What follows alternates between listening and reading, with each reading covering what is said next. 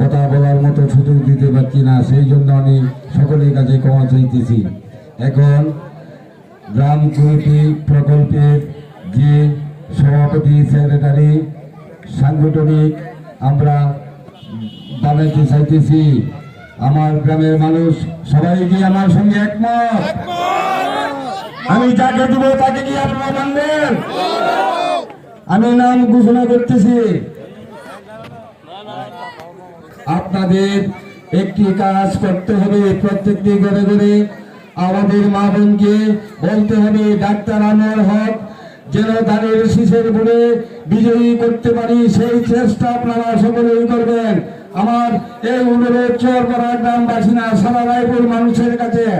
কারণ আমরা রায়পুর থেকে যদি আমার ডাক্তারকে বেশি ভোট দিতে পারি তাহলে আমি তার তালুল, আর যদি তাহলে ইউনিয়নে ভোট কম পায় তাহলে আমার তাহলে সুবিধা না।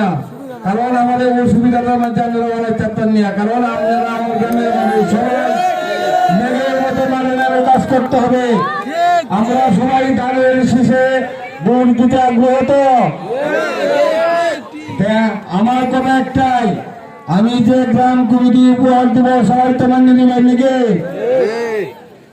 আর যারা দূর দূরান্ত থেকে আসছেন সবাই বলবেন এখানে কিছু আমন্ত্রণের ব্যবস্থা আছে, আপনারা কেউ যাবেন না।